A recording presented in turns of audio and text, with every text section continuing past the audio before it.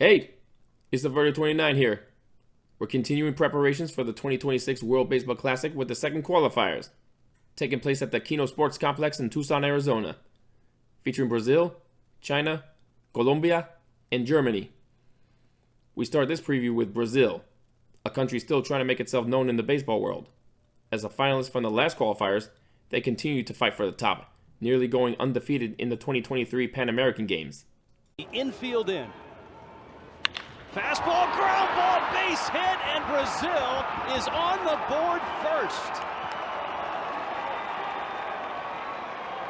Well, we told you Reginaldo was the best player for Brazil, and he delivers on the first pitch. And just like that, the momentum is dramatically in Brazil's corner. Guy who won a Venezuelan League title last year with Magallanes lines it out over the head of the leaping second baseman Puaka Grego and cutting it off on the slide in center. Max Brown hustles it back in, but it's going to be second and third with one out in the first for Brazil. Brazil, they got just one run out of a bases loaded, one out situation in the first, and a line drive left field, that's down for a base hit. Orlando scores from third, rounding third is Maciel, he will score, and Brazil has broken through on the two-run single by Reginaldo. It's a 3-1 lead in the top of the fifth. It's down to that dugout or out to that bullpen. Now he is living and dying with his team every single pitch. Swinging a line drive, slicing away from the center fielder. Ramos trying to catch up to it and reaching out. He'll have to play it off the wall. It's a leadoff double for who else? Leonardo Reginaldo, who has his sixth hit in 10 trips to the plate in the qualifier to get Brazil started in the seventh. And this ball just kept going and going. You talked about how good Jose Ramos has been. Some of those routes, you know, when you hit a ball over that number 99. Leonardo Reginaldo leads the talent for Brazil, batting an amazing .553 in all three WBC qualifiers. He's also played in the main tournament, going 4 for 11 with 2 RBIs against Japan, Cuba, and China. He's a veteran of the Mexican League with the Rayados de Aguas Calientes. Eric Pardinho, the Blue Jays prospect who first pitched in the WBC at 15 years old, returns after missing the last qualifiers. He had struggled for a bit a few years ago as he was recovering from Tommy John surgery. He reemerged as a quality player, reaching AAA Buffalo last year, and has received an invitation to spring training this year. Pitcher Pedro da Costa Limos was first noticed as a teenager at the 2018 U15 World Cup, where he pitched a no-hitter. He has since signed with the Mariners and has a career 6.5 record and a 3.85 ERA in 49 games in the rookie leagues and single A.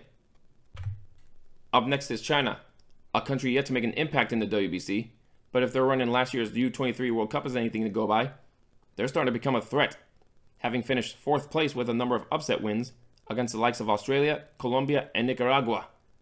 Part of that success was from outfielder Zhu Dongzhu, who batted .357 and was nominated to the All-World team.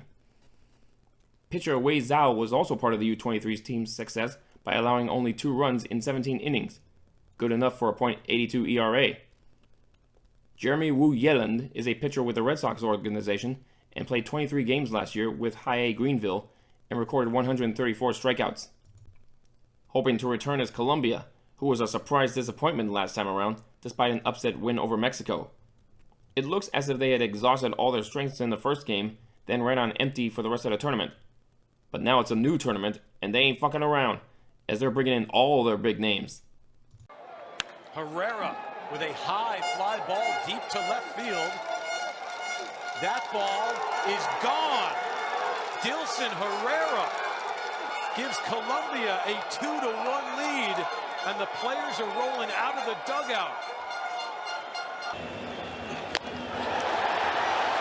Man, Jose Quintana is just mowing him down tonight.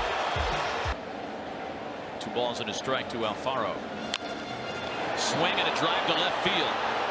Bautista watches, and this one is tied! Santa Maria!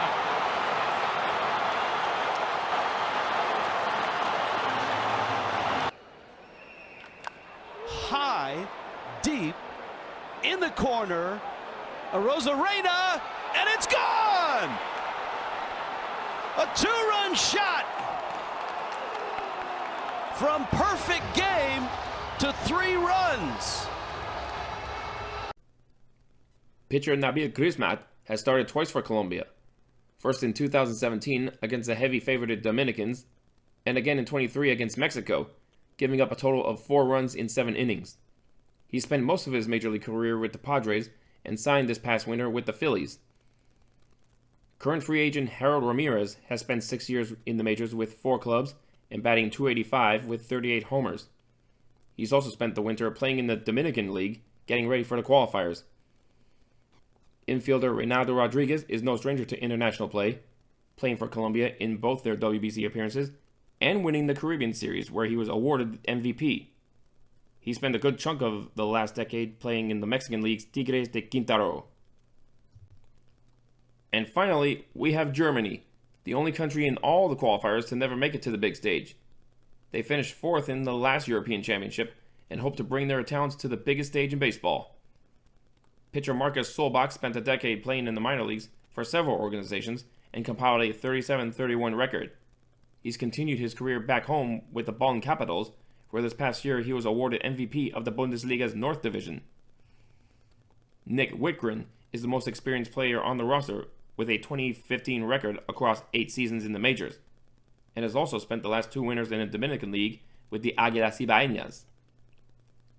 Infielder Simon Baumgart played for Notre Dame last year and slashed .287, .363, .523 in 52 games last year, along with registering 10 games with multiple RBIs and 15 multi-hit games. And that is going to do it for this year's qualifiers. My call for Tucson is Colombia on top and Brazil in Game 7, though we shall see what China and Germany can pull off. This is East 3029, and I'm out of here.